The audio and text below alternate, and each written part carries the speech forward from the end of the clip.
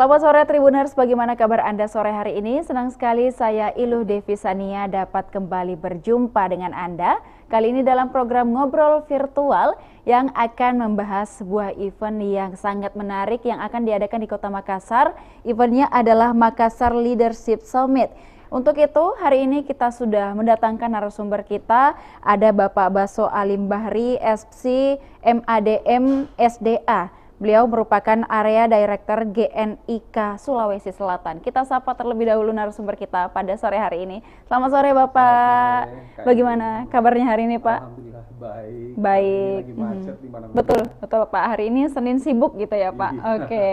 Pak, hari ini mungkin datang ke Tribun Timur untuk menjelaskan kepada Tribuners nih terkait event yang akan diselenggarakan nanti, yaitu Makassar Leadership Summit. Mungkin boleh disampaikan kepada Tribuners apa sebenarnya event ini dan kapan akan diadakan?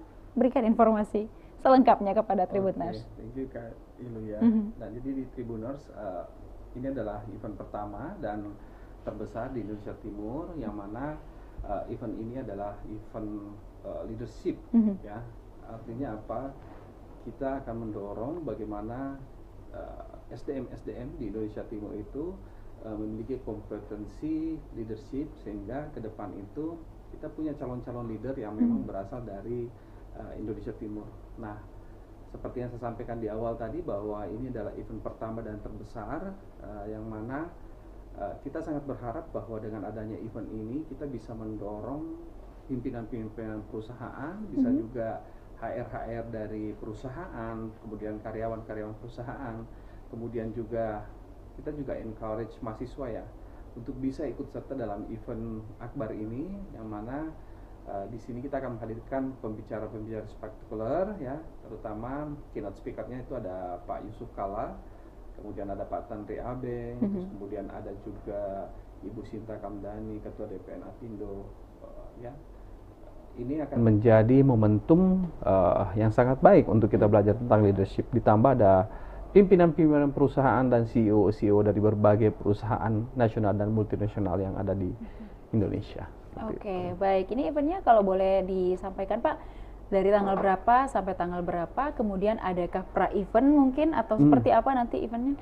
Oke, untuk event Makassar Leadership Summit-nya sendiri itu tanggal 27-28 November, hari Senin dan Selasa, bertempat di Hotel Claro.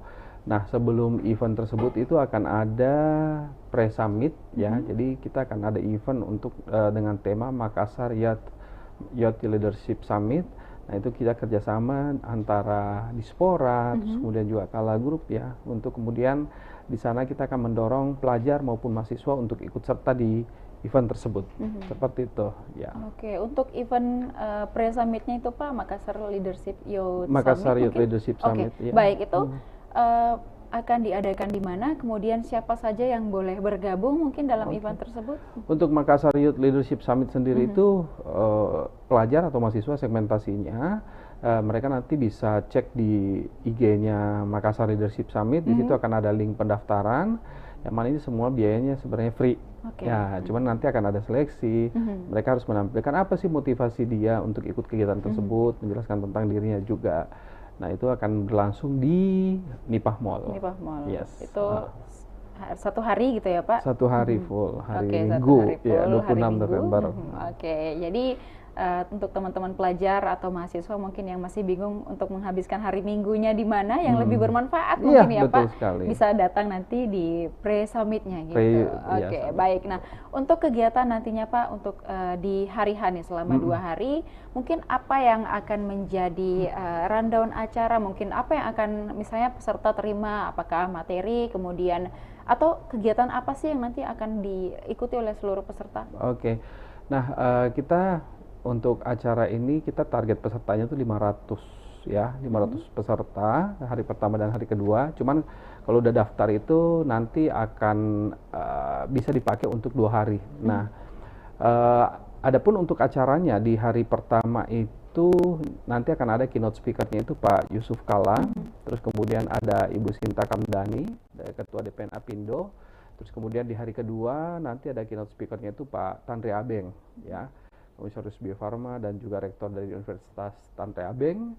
Nah, di hari pertama itu akan ada pembicara-pembicara seperti Pak Hari dari PMSM, terus kemudian ada Pak Yunus Trionggo, terus kemudian ada juga Pak Bani, CEO dari Samudra Indonesia, ya, ada juga dari Dikti, Mercer. Nah, di hari kedua juga ada Pak Solihin, Pak Solihin Kala, terus kemudian ada Alamanda Santika. Nah, tema-temanya itu juga beragam, Kak. Jadi itu eventnya itu nanti akan terbagi beberapa segmen, ya. Yang pertama itu di segmen awal kita pembukaan dulu ya, pembukaan, terus kemudian nanti dibuka oleh Pak PJ Gubernur, terus kemudian akan ada pencanangan Gerakan Nasional Indonesia Kompeten untuk 2030. Nah, dari sini kita bermula dari Indonesia Timur nih, gitu. Dorong, namanya pemimpin itu kan seluruh Indonesia harus ada dong, ya kan? Betul. Nah, makanya kita dorong bagaimana di Indonesia Timur itu kita juga ada pemimpin-pemimpin yang notabene bisa menjadi future leader bagi Indonesia di masa depan. Nah, setelah itu baru kemudian akan ada keynote speaker dari Pak JK, dilanjut dengan keynote speaker dari Ibu Shinta Kamdani, terus kemudian nanti di sesi pertama leadership-nya tuh temanya macam-macam. Kailu ada tentang Gen Z.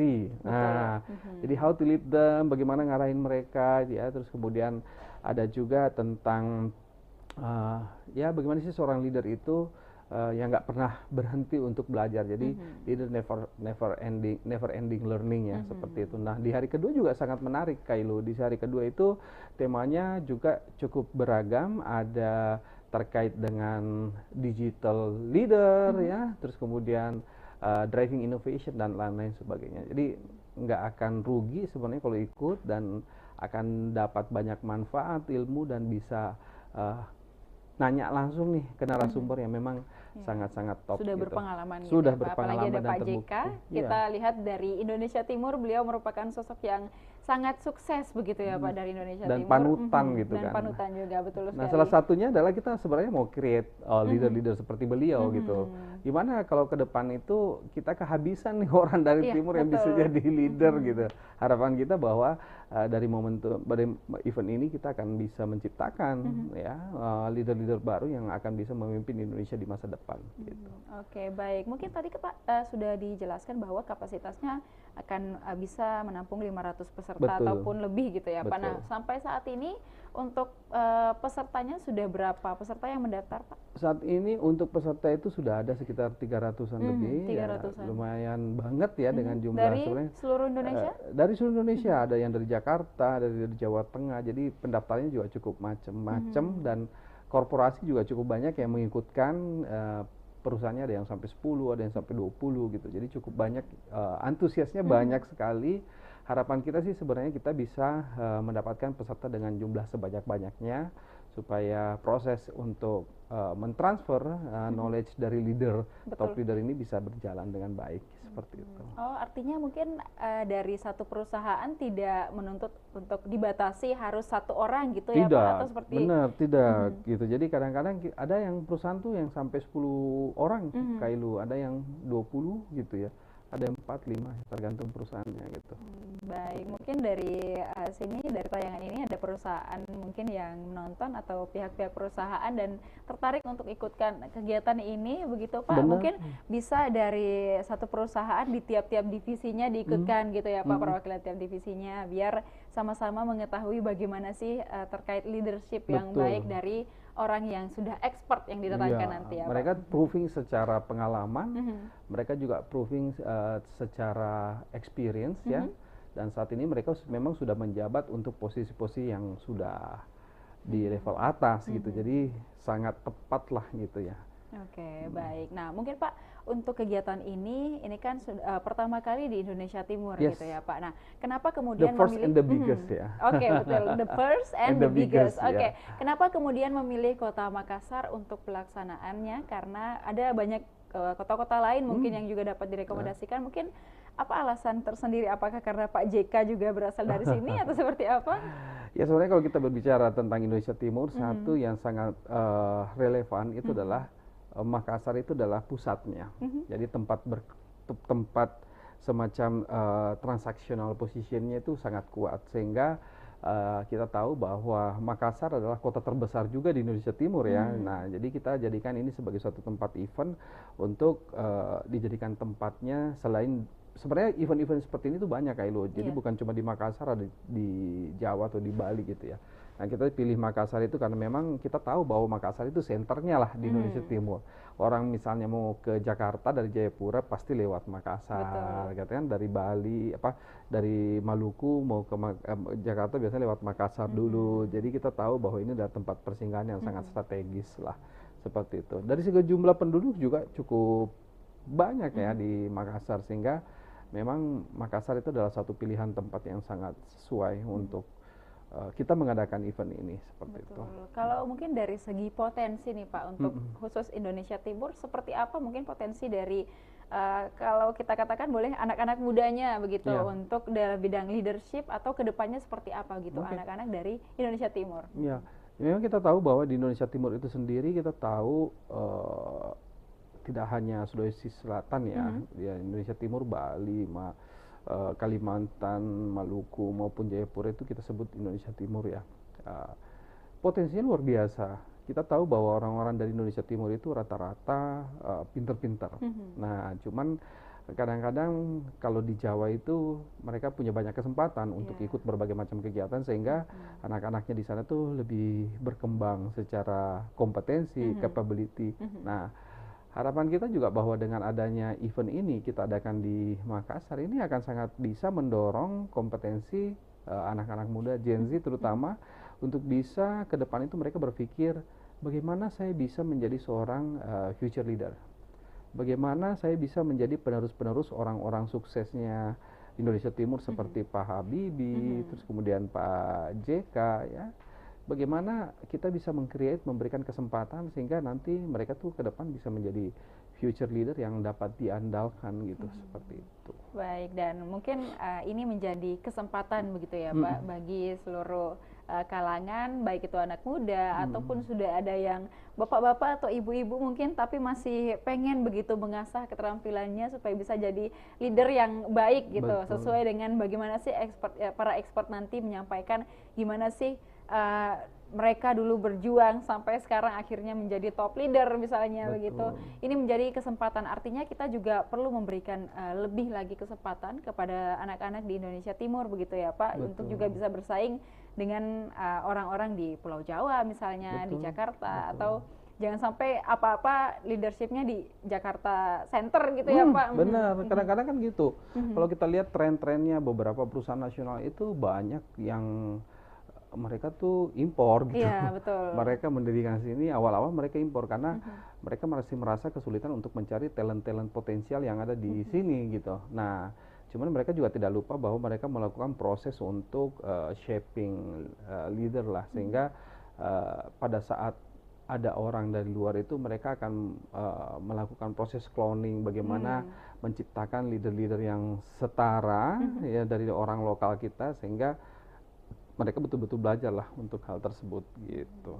Oke, baik. Sebenarnya ada banyak bakat yang terpendam begitu banyak artinya ya Pak. banget. Jadi kalau di Indonesia Timur tuh bahkan menurut saya kita nggak pernah kalah sih kalau secara kualitas ini ya intelektual ya. Cuman memang kesempatan yang kurang, terus kemudian event-event juga yang masih kurang. Betul. Sehingga kesempatan kita untuk ikut, terus kemudian kolaborasi berkembang, mengasah kemampuan, mengasah keterampilan untuk berkomunikasi, mengasah kemampuan untuk berbicara menjadi kurang gitu. Ya contoh kayak Kak Ilu lah gitu. Nggak banyak orang yang bisa seperti Kak Ilu misalnya di sini. Tapi sebenarnya bisa nggak mereka bisa ketika tapi mereka ada nggak diberikan kesempatan ya, gitu. ketika mereka dapat kesempatan. Kayak dulu saya ingat banget saya sekolah di Bandung ya.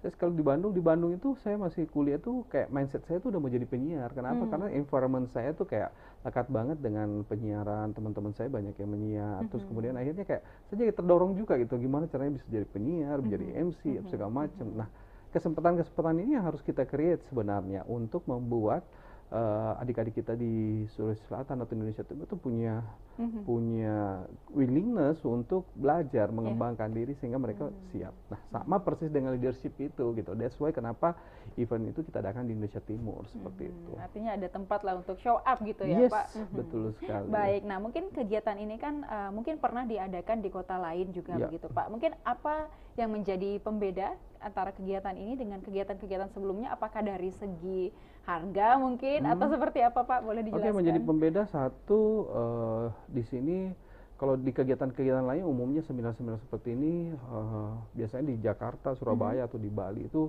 pada umumnya hampir sama pembicara-pembicaranya juga ya. Apa yang kemudian menjadi pembeda adalah bahwa ini kita pertama kali lakukan di Indonesia Timur ini, khususnya di Sulawesi Selatan ini ya, dan ini terbesar. Kenapa kita bilang terbesar? Pembicaranya lebih dari 22 orang ya, jadi memang spektakuler banget event ini.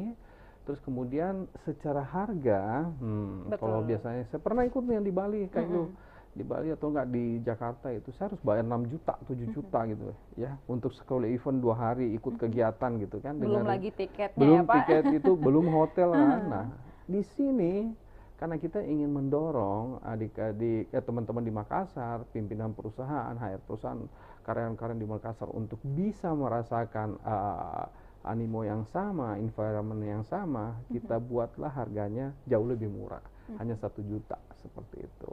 Gitu. Oke, baik. Ini sangat affordable artinya dengan Pak, 1 juta dengan ilmu dari 20 lebih gitu orang atau expert yang nantinya akan datang dan memberikan ilmunya, kemudian secara selama 2 hari begitu 2 hari di hotel, makan udah dijamin, snack 2 kali. Oke, baik. Udah jadi sebenarnya lebih gitu ya, Pak? lebih pengganti untuk ininya, biar mereka untuk biaya makan aja ya, Pak? makan dan snacknya. Kalau nginep sih enggak. Oke. 1 juta itu 2 hari dapat makan 2 kali ya.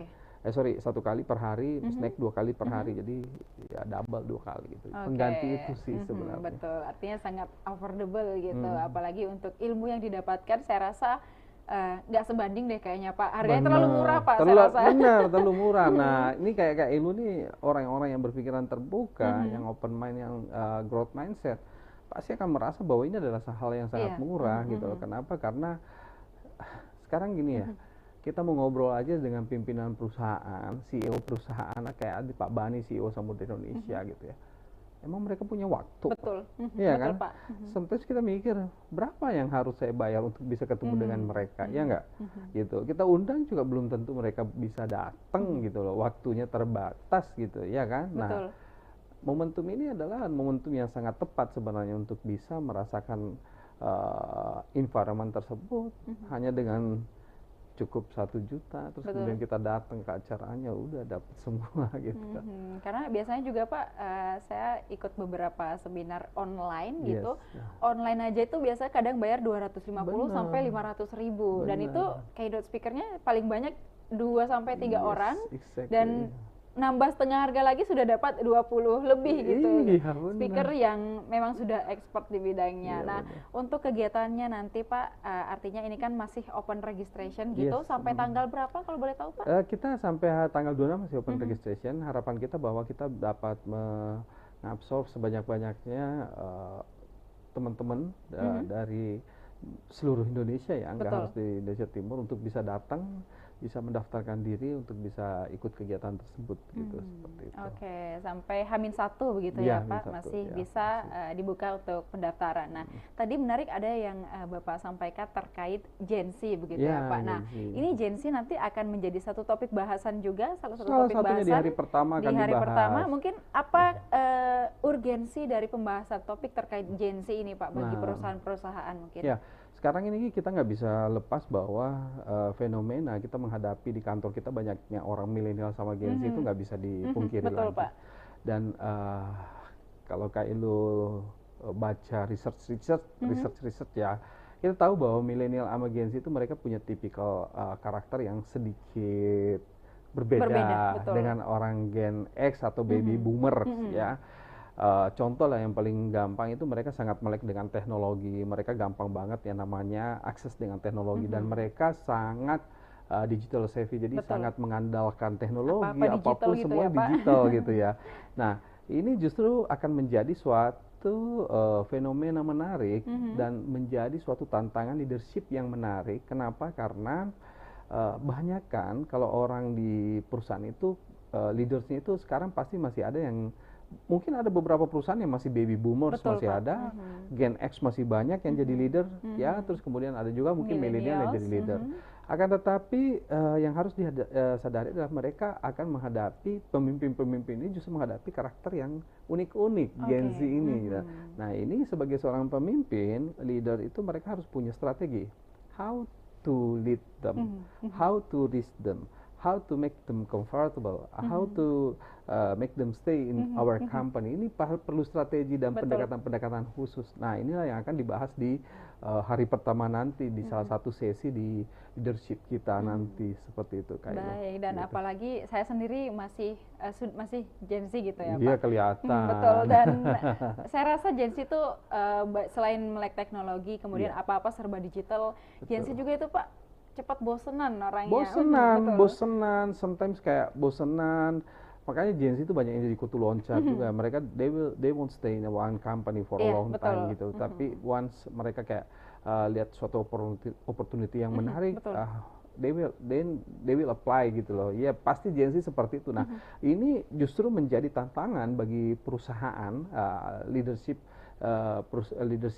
dari seorang pemimpin di perusahaan itu bagaimana menciptakan suatu environment yang menarik buat Gen Z itu untuk tetap stay gitu.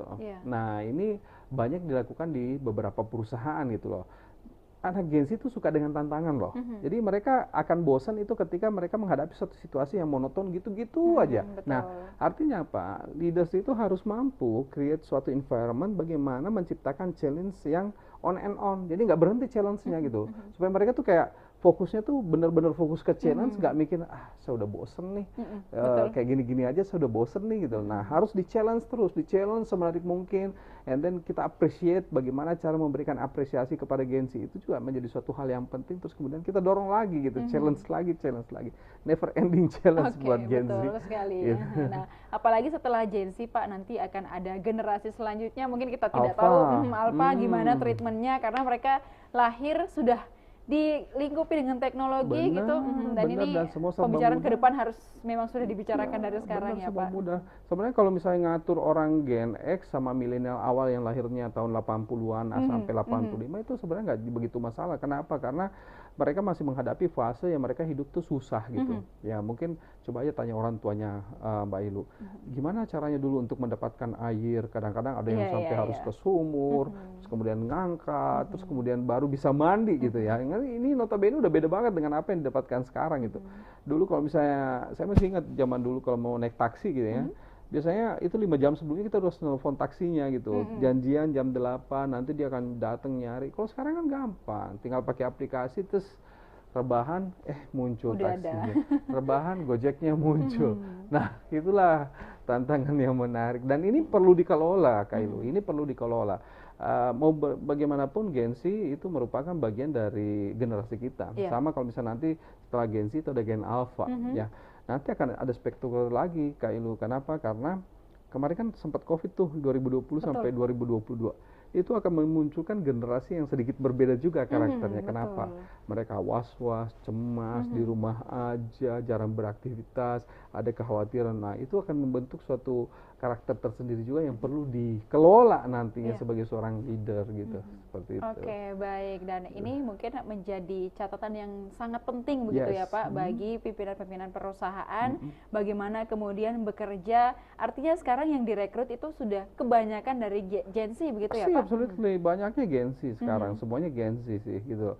Nah cuman kadang-kadang ini menjadi suatu perang bagaimana orang generasi X itu berusaha transfer karakter-karakter yang mereka miliki untuk disampaikan Gen Z, tapi tidak lupa juga kita harus pahami bahwa mereka punya karakter unik yang harus didorong untuk bisa terus berkembang sih sebenarnya seperti itu. Baik, nah selain Gen Z Pak, tentu ini sangat erat kaitannya dengan masalah digital gitu. Nah sekarang seluruh perusahaan kalau tidak ngikut sama digital pasti akan ketinggalan gitu ya Pak. Nah sekarang kita lihat bagaimana media sosial itu sangat kencang sekali untuk sebagai media promosi, sebagai brand awareness mungkin dan banyak sekali. Nah mungkin untuk terkait digital atau media sosial ini juga apakah ada segmen terkhusus nantinya dijelaskan di hari kegiatan kedua, ini? Di hari kedua kita akan ngebahas tentang digital leadership. Nah ini yang sangat menarik, nanti akan ada pembicara yang kompeten untuk bidang tersebut ya, termasuk salah satunya kalau nggak salah Pak Bram Muiz dari IT Directornya Danone, ya itu akan hadir untuk membahas hal tersebut nantinya. Ini tentu harapan kita bahwa dari sesi ini juga kita bisa mendapatkan momentum bagaimana memanfaatkan digital transformation yang ada sekarang itu untuk mendukung tersuksesnya atau jalannya leadership di suatu perusahaan seperti itu. Kan ada, jadi keren banget sih Kak Ilu acaranya. Iya betul sekali Pak. Jadi artinya dari segala aspek ada dibahas gitu ya ada Pak semua, untuk kemajuan perusahaan dan juga bagaimana leadership dari sebuah perusahaan itu artinya bisa begitu mengatasi berbagai permasalahan yang muncul sesuai dengan perkembangan zaman gitu ya Pak. Nah, baik, nah mungkin ini dari berbagai orang-orang bisnis gitu ya Pak, pasti ini sedang menghadapi ada namanya unicorn, ada yang namanya startup, ada yang namanya perusahaan yang tempo dulu gitu Pak. Mungkin ini gimana sih Pak cara nge-treatnya, apakah memang beda untuk startup sendiri, untuk unicorn seperti apa? Apakah juga akan ada segmen untuk menjelaskan hal tersebut? Itu nanti bisa masuk di Driving Innovation ya, itu akan banyak dibahas di sana gitu. Jadi salah satu pembicara kita itu adalah Alamanda Cantika, beliau adalah dari Binar Academy, beliau dulu adalah salah satu pendiri Gojek. Oke. Nah, jadi di segmen itu akan sangat banyak ngebahas tentang hal tersebut juga. Dan ini enaknya dalam event nanti Leadership Summit itu akan menjadi proses dua arah. Jadi bukan cuma seminar terus kemudian kita nggak punya opportunity untuk berbicara, bertanya ya sebagai peserta, tapi itu akan menjadi momentum di mana peserta itu bisa berinteraksi secara langsung dengan pembicara. Iya, pembicaranya. Udah pembicaranya keren-keren, terus kemudian bisa bertanya langsung. Aku sih mau gitu kayak. Kadang-kadang gini ya, kalau misalnya saya ketemu dengan pimpinan perusahaan besar gitu, ya siapa sih yang nggak mau dapat insight, dapat ilmu gitu ya kan? Karena semua orang akan berkembang dari ilmu-ilmu yang mereka bisa bagi seperti itu. Betul sekali. Kita dengan orang-orang di sekitar kita saja kita bisa dapat ilmu, belajar, apalagi nih, dengan orang yang sudah expert udah gitu proving, ya Pak. Udah proving berhasil gitu, udah terbukti berhasil gitu. Kenapa mereka siapa sih yang nggak kenal gitu? Iya, udah CEO gitu kan. Nah, ada Pak Boni Mulya misalnya CEO dari ini ya dari Samudra Indonesia kan. Terus kemudian ada Pak Stefan Idianto itu dari HR Vice Presidennya HR dari Bank Mandiri gitu. Ya semuanya proving. Ada Claudia Inkiriwang, headnya Taman Mini Indonesia Indah gitu. CEO-nya gitu. Jadi keren banget lah pokoknya. Sayang banget kalau kayak dilewatkan gitu. Nanti kali ini bisa datang juga, bisa daftar juga. Oke, baik Pak. Nah, ini juga Pak mungkin bagi Tribuners mungkin akan menyangka ini kegiatan untuk para leader-leader yang mungkin sudah berumur gitu Pak. Nah, mungkin ada anak-anak muda di sini yang baru memulai bisnis mungkin bisa Pak dan tertarik banget, untuk ikut dan kemudian bagaimana kemudian anak muda ini punya kesempatan gitu Pak. Apakah di kegiatan ini juga sangat welcome untuk anak-anak muda yang baru merintis karirnya di perbisnisan gitu seperti apa? Sangat open buat anak-anak muda yang mau punya UMKM, terus kemudian punya startup itu sangat-sangat open. Bahkan kita sebenarnya encourage juga mahasiswa atau pelajar untuk ikut serta, untuk membuka wawasan mereka, menciptakan peluang untuk mereka berpikir lebih kreatif dan inovatif di masa depan gitu. Jadi tidak ada batasan bahwa yang ikut itu hanya leader-leader yang udah berumur segala macam. Enggak, semua aspek di perusahaan juga semua level, semua jabatan itu bisa ikut gitu. Sampai ke startup begitu semua kita sangat encourage sih mereka untuk bisa ikut serta kegiatan tersebut gitu. Oke, jadi ini artinya tidak perlu syarat yang ikut ini harus sudah memang punya perusahaan yang udah benar-benar tertata gitu ya Pak. Jadi bisa gitu ya. Bisa. Untuk yang mau ikut tapi masih merintis karir misalnya, masih punya bisnis kecil-kecilan di skala Makassar dulu lah misalnya gitu ya Pak. Jadi ini bisa untuk bagaimana teman-teman mengembangkan kembali kepemimpinan, mungkin sudah punya karyawan beberapa gitu ya Pak. Gimana kedepannya untuk mengembangkan bisnis dan juga merekrut orang-orang yang memang bisa memajukan perusahaan. Gitu ya Pak. Bahkan bagi perusahaan baru yang baru punya beberapa karyawan, dia bisa ikut, ownernya bisa ikut, karyawannya juga bisa ikut gitu. Jadi ya dorong mereka semua. Jadi kayak kita ada pendaftar di beberapa perusahaan, seperti misalnya kayak perusahaan pengembangan namanya Pitara Cita, dia ngikutin, ownernya ikut, karyawannya ikut gitu. Kenapa? Dia pengen ngedorong bagaimana karyawan itu juga punya visi, punya misi. Mau bagaimanapun mereka akan jadi leader-leader masa depan dong. Kalau misalnya di train, terus kemudian mereka ikut seminar, terus terbuka pemikirannya, otomatis itu akan beneficial juga bagi company-nya dia suatu hari nanti seperti itu. Oke, baik. Jadi ini sangat baik begitu ya Pak, kesempatan. Kapan lagi ada di Kota Makassar, teman-teman nggak perlu jauh-jauh ke Jakarta atau ke Pulau Jawa gitu, belum lagi tiketnya ya Pak, belum nginep dan segala macam jalan-jalannya lagi gitu. Oke, ini sudah ada di Kota Makassar dan juga hanya 1 juta gitu ya Pak. 1 juta sudah aja, dapat banyak banget ilmu, kemudian juga sudah ada makan gratis dan juga bisa merasakan atmosfer di Kota Makassar seperti apa bagi orang-orang di luar Kota Makassar gitu ya Pak. Kapan lagi berkunjung di Kota Makassar tapi juga dapat ilmu gitu ya Pak. Bahkan untuk mahasiswa harganya itu cuma 500.000. Oke, 500.000 pelajar mahasiswa ya, cuma 500.000. Oke, ini informasi baru lagi nih teman-teman. Jadi tadi mungkin ada mahasiswa yang kayaknya untuk 1 juta mahasiswa agak ini ya. Mungkin kalau boleh direndahin dikit, ternyata ada ya Pak, 500.000 nongkrong di kafe kadang-kadang ngabisin jauh lebih banyak dari Pak. Itu. Ini udah dapat makan, dapat ilmu cuma 500.000 untuk 2 hari, ya sangat-sangat affordable banget ya.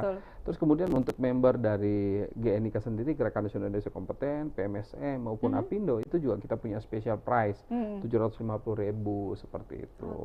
Baik, jadi tunggu apa lagi teman-teman Tribuners semua, daftarkan diri Anda segera demi kemajuan perusahaan dan bagaimana pengembangan diri sebagai leadership yang baik gitu ya Pak. Nah, mungkin boleh sebagai closing statement Pak, boleh disampaikan kepada seluruh Tribuners bagaimana kemudian untuk ikut kegiatan ini dan juga pokoknya harus menarik nih Tribuners agar semakin banyak yang ikut mendaftar, apalagi masih dibuka sampai H-1. Silakan Pak. Oke, terima kasih Kak Ilu. Tribuners, harapan saya sebagai panitia di Makassar Leadership Summit, Tribuners dapat ikut semua. Caranya daftarnya gampang banget ya. Cukup download aplikasi Kala Friends. Nah, nanti di aplikasi tersebut Tribuners bisa langsung daftar ya sesuai dengan kategorinya, dan itu akan mendapatkan harga khusus sesuai dengan kategorinya. Kalau misalnya mahasiswa itu akan dapat special price yang tadi 500.000. Untuk member PMSM, GNIK, Apindo itu akan dapat harga 750.000. Untuk umum itu akan dapat harga 1 juta. Nah, juga bisa follow IG-nya kami Makassar Leadership Summit, yang mana di IG tersebut akan ada informasi terkait dengan tata cara pendaftaran, termasuk salah satunya tutorial untuk mendaftar melalui Kala Friends seperti itu. Oke, baik Pak. Mungkin untuk juga pre-summitnya Pak, boleh disampaikan kepada Tribuners? Untuk pre-summitnya juga gampang banget. Jadi buat ini khusus untuk mahasiswa ya pre-summitnya. Pre-summitnya Tribuners yang masih pelajar, mahasiswa itu bisa follow dulu Makassar Leadership Summit IG-nya, terus kemudian nanti di situ akan ada informasi terkait dengan pendaftaran. Dan untuk pre-summitnya ini pendaftarannya free. Dan kalau misalnya udah ikut dan lolos seleksi, itu nanti bisa ikut kegiatan tanggal 27-28 juga. Jadi ada momentum untuk mendapatkan free bagi mahasiswa atau pelajar seperti itu. Oke, baik, di pre-summitnya aja udah persaingan gitu ya Pak, gimana? Jadi ini artinya benar-benar kegiatan yang kualitasnya kita tidak bisa ragukan gitu ya Pak. Jadi ini sangat cocok bagi teman-teman semua yang pengen mengisi libur akhir pekan nantinya di pre-summit, dan juga melanjutkan aktivitas di Senin dan Selasanya Pak yang lebih berkualitas lagi gitu untuk mendapatkan ilmu-ilmu dari orang yang sudah, siapa sih yang nggak tahu Pak JK gitu, dan yang lain-lainnya yang kita tidak bisa sebutkan satu persatu di sini karena ada 20 lebih gitu ya Pak. Betul sekali, dan terima kasih Pak sudah menyampaikan informasi terkait kegiatan ini. Semoga ini menjadi wawasan baru juga bagi teman-teman semua yang pengen cari-cari tempat untuk belajar, tempat untuk bagaimana kemudian menimba ilmu yang lebih baik lagi dari orang-orang yang sudah berpengalaman di bidangnya. Saya rasa akan sangat banyak dari Kota Makassar. Nanti saya rasa Pak, teman-teman panitia bakal kewalahan untuk kegiatan ini nantinya. Baik, terima kasih Pak sudah datang ke Tribun Timur. Kita nanti tunggu informasi selanjutnya Pak untuk kegiatannya. Semoga nanti sukses dan juga banyak menciptakan leader-leader baru dari Indonesia Timur. Itu harapan kita bersama, bagaimana ada yang ngikut Pak JK gitu di belakang-belakangnya makin banyak lagi. Harapannya ke sana gitu. Baik, terima kasih Pak, sehat-sehat selalu, sukses untuk kegiatannya. Dan juga terima kasih kepada seluruh Tribuners yang sudah menyaksikan program kita pada sore hari ini. Dan tetap saksikan program-program menarik lainnya hanya di kanal YouTube dan Facebook Tribun Timur, Mata Lokal Menjangkau Indonesia. Saya Ilu Devi Sania dan seluruh kru yang bertugas pamit undur diri. Terima kasih dan sampai jumpa. Thank you.